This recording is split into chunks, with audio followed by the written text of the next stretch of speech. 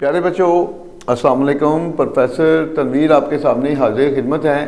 پیارے بچوں، آج کی جو ہماری ویڈیو ہے وہ ایڈیمز کے حوالے سے ہے۔ ہمارے بے شمار بچے جو ایڈیم سے کنفیوز ہوتے ہیں، اور وہ بچے جن کی نظر میں یہ بات ہے کہ جی ہم ایڈیم کو کسی بھی طرح ایڈیم کے جو کویشچن ہے مطلب اس کو اٹیمپٹ نہیں کر سکتے، تو ان کے لیے جو ہے یہ جو ایڈیم کی ویڈیو بننے جا رہی ہے، تو کوشش کریں ہماری اس ویڈیو کو دیکھیں، سمجھیں، اور اس کے بعد ان فارمولوں کو آپ نے اس وقت استعمال کرنا ہے جب آپ بالکل زیرو ہیں۔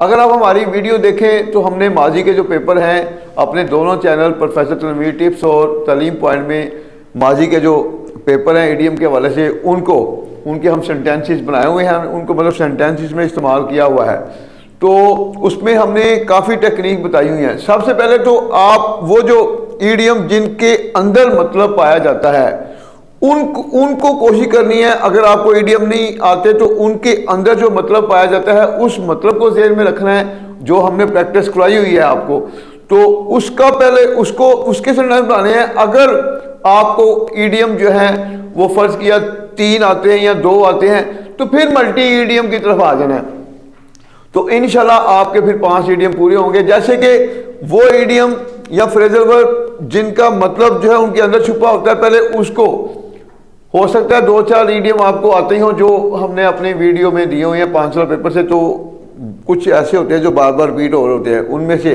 2-3 تو لگ جاتے ہیں۔ اب دیکھیں میں اینڈ سے شروع کرنے لگا ہوں۔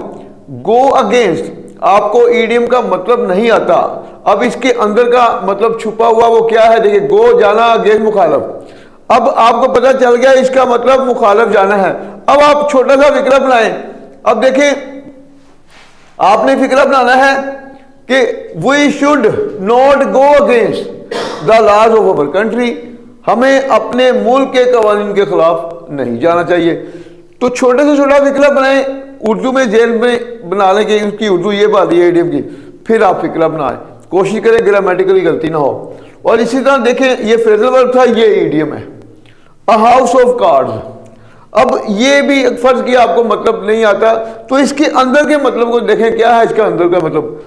کارڈ کہتے ہیں تاش کے پتے، ہاؤس آف کارڈ تاش کے پتوں کا گھر۔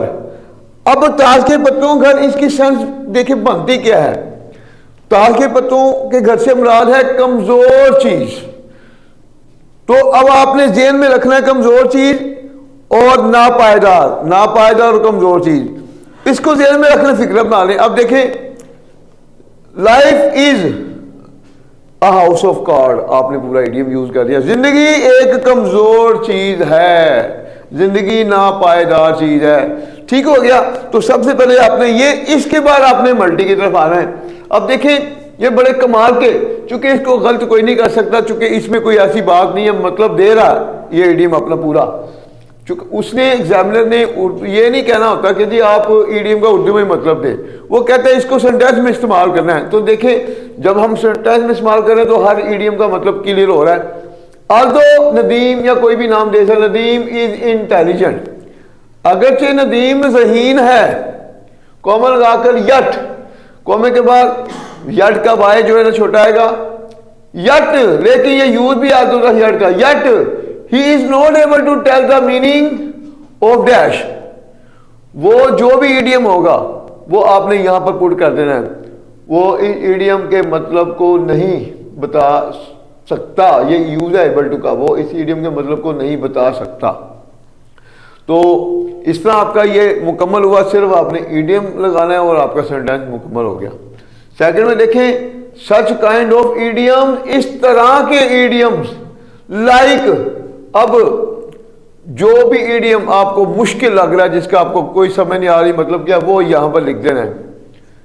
موسٹلی ڈسٹرب دا اسٹوڈنٹ، زیادہ تر طالب علموں کو پریشان کرتے ہیں، کب؟ ڈیورنگ میکنگ سینٹینس، فقرہ بنانے کے دوران۔ تو آپ کا یہ بھی مکمل ہوا۔ اس کے بعد دیکھیں تھرڈ سینٹینس میں ہے in spite of being intelligent, ذہین ہونے کے باوجود، ذہین ہونے کے باوجود۔ اب یہاں پر کوما لگائیں گے، सेकंड पार्ट, ज़हीन होने के बावजूद Ahmad could not tell, Ahmad बता ना सका डैश। अब डैश में ईडियम लगाया, डैश इज एन ईडियम और फ्रेजल वर्ब। चूंकि यहाँ से भी बच्चे कंफ्यूज होते हैं, उन्हें नहीं पता होता ईडियम किसको कहते हैं और फ्रेजल वर्ब क्या होता है, तो ये बड़ा ज़बरदस्त फिक्रा बना है। डैश चूंकि मोस्टली जो पेपर में ईडियम चाह रहे होते हैं, ईडियम भी चाह रहे होते हैं, फ्रेजल वर्ब भी, तो उस हवाले से बड़ा कमाल का ये फिक्रा बन रहा है। डैश इज एन ईडियम और फ्रेजल वर्ब, कि डैश ईडियम है या फ्रेजल वर्ब है। तो ये भी आपके मुकम्मल हुए। तो दो जो मैंने ये वाले नीचे वाले कराए थे, तो 5 ईडियम आपके बन रहे हैं। एक बात ध्यान में रखें, पेपर को कभी भी खाली नहीं छोड़ना चाहिए। और अक्सर बच्चे जो होते हैं ना, पेपर को शुरू में देखते समझ आती तो कंफ्यूज होते हैं। सबसे पहले पेपर को अच्छी तरह आपने रीड आउट करना है, फिर आपने पेपर को किस तरह से कंट्रोल में लाना है। सबसे पहले आपने नावल के क्वेश्चन करने हैं, उसके बाद फिर आपने मॉडर्न एसेज की तरफ आना है, उसके बाद फिर आपने लेटर एप्लीकेशन की तरफ आना है, चौथे नंबर पर आपने इसकी तरफ आना है ईडियम करेक्शन की तरफ, एंड पे आपने ऐसे राइटिंग की तरफ आना है। इस तरह आपने पेपर करना है। तो कोशिश करें पेपर वाले दिन इधर उधर से बातें चाह रही होती हैं, और जो आवाज़ें चाह रही होती हैं वो मोस्टली होते हैं गलत हैं। हो सकता है जो आपको पता है वो सही हो, इधर उधर की आवाज़ों पर ध्यान मत दें। आप पहले अपना ज़हन इस्तेमाल करें कि वाकई जो चीज़ हमने आपको बताई हुई है वो तो बताई हुई है, आपके ज़हन में है। तो फिर ये ना हो कि गलत को आप जो अपना सही है वो गलत आवाज़ सुनकर अपना सही को काट दें और गलत लिखें, बाद में पता चले कि वो आपका गलत है। तो इन चीज़ों का ख्याल रखना है। तो बावजूद होके जाए, इंशाअल्लाह आपका करेक्शन और ईडीएम का पेपर जो है ना, मतलब क्वेश्चन दोनों ये आपके कंट्रोल में आएंगे। तो टेक केयर, अल्लाह हाफिज़।